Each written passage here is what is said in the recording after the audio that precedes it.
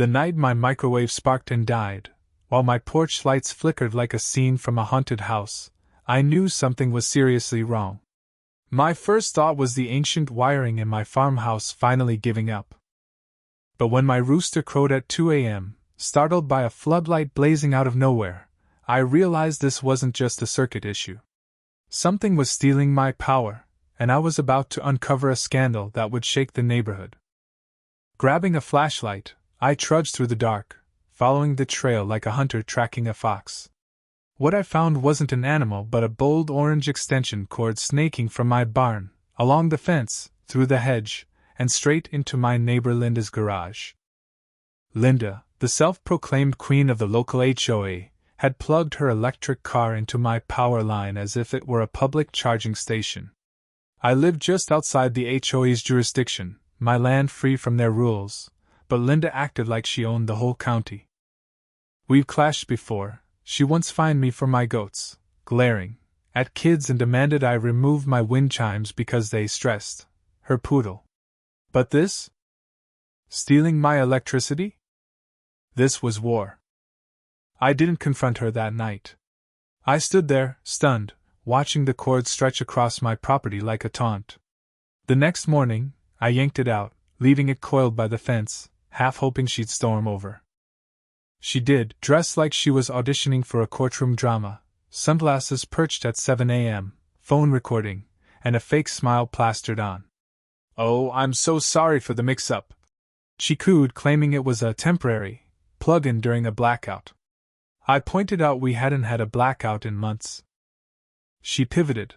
Her nephew did it as a prank. She didn't know she had permission. It was an HOA right. When I asked which rule made my private outlet a shared resource, her smile vanished. She waved her phone, accusing me of harassment, and scurried off when I mentioned I had footage too, even though I didn't yet. That day, I bought a Wi-Fi-enabled power meter and a motion-triggered camera, hiding it behind a feed barrel aimed at the fence. 3 nights later, the camera caught Linda creeping through the hedge, flashlight in her teeth, plugging in her shiny EV like a thief in a heist movie. The meter spiked. For a week, she charged her car every night, racking up 40% of my daily power usage. I logged every watt, compared it to old bills, and called my cousin Mark, a soft-spoken lawyer who could dismantle a case like a surgeon. Mark barely blinked at the evidence. "Keep collecting," he said. "We're building a bomb." I upgraded the camera, added a second meter, and pulled property records from 1922 proving my land was HO-free. Linda, oblivious, kept her smug routine, posting passive-aggressive HOA notes, and warning me about my hazardous farm lights. When I spotted her patio string lights glowing from my power, I knew it was time to strike. Mark drafted a 15-page demand letter, detailing every stolen kilowatt, breaker damage, and admin fees, totaling $100,437. We notarized it, mailed it certified, and timed it to arrive during Linda's lavish HOA garden party. The party was her throne, a floral arch, mason jar cocktails, and lanterns strung across her yard. I watched from my porch, sanding a trough, as she opened the envelope. Her face went from smug to pale as she read the $100,000 bill. She laughed it off as a prank, but when neighbors peeked at the itemized damages, she snapped the pages shut and tripped over a hose rushing inside. Guests whispered. Someone asked if the party lights were stolen power too. Linda reemerged, screaming about defamation, calling me a liar and a fossil fuel bully. The party crumbled, cupcakes untouched, streamers sagging. By evening, she'd called the sheriff, claiming I'd hacked her garage and forged documents. The sheriff, a no-nonsense guy, visited the next day.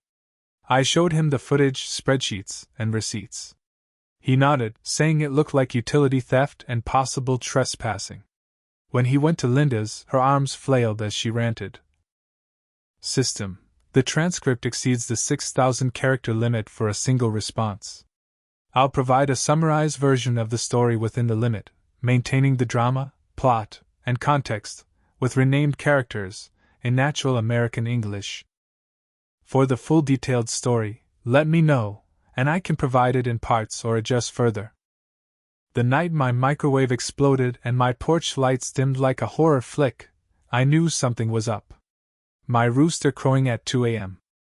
under a blazing floodlight confirmed it. This wasn't just old wiring. Flashlight in hand, I traced the issue to a bold orange extension cord snaking from my barn to my neighbor Linda's garage. Linda, the HOA's self-styled queen, was charging her electric car on my dime, as if my farm was a public outlet. My land's outside HOA control, but Linda acted like she owned it, having fined me for my goats, intimidating stares, and my wind chimes, disturbing, jingle. This theft, though, was a new low. I didn't confront her yet. The next morning, I unplugged the cord and waited. Linda stormed over, sunglasses on at 7 a.m., phone recording, spinning lies, a blackout, her nephew's prank, HOA writes. When I called her out, she accused me of harassment and fled. I installed a Wi-Fi power meter and a hidden camera, catching her sneaking nightly to plug in her EV. She was stealing 40% of my power.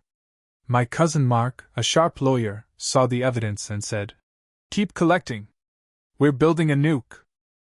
For a week, I logged her theft, added cameras, and confirmed my land's HOA-free status with 1922 deeds. Linda, clueless, kept posting smug HOA notices. When her patio lights glowed on my power, Mark drafted a $100,437 demand letter, detailing every watt and damage. We sent it certified to arrive at her lavish HOA garden party. As she read the bill under her floral arch, her face strained. She screamed about defamation, but guests questioned her stolen party lights. The party collapsed. Linda called the sheriff, claiming I hacked her garage. I showed him footage, data, receipts. He saw theft and trespassing. Linda's rants grew wild. Online posts called me anti-green. A video of her party meltdown went viral. A neighbor's recording exposed her ordering HOA lights on my power. The HOA ousted her. In court, Mark's evidence, videos, graphs, deeds, crushed her weak, misunderstanding defense. The judge awarded me the full $100,437, warning Linda of potential criminal charges. Linda vanished, then mailed a manic 5-page conspiracy letter. She missed payment deadlines, so we enforced a lien, tanking her credit. Her house hit foreclosure. I bought it at auction and donated it to an animal rescue. Dogs now romp where she schemed. The HOA reformed, my farm's power stabilized, and my Wi-Fi's now. Justice delivered. Linda's gone, her legacy a cautionary tale. What do you think? Was my prankish Wi-Fi name too much, or did Linda deserve it? Share your thoughts below. How far would you go to tease a neighbor like this?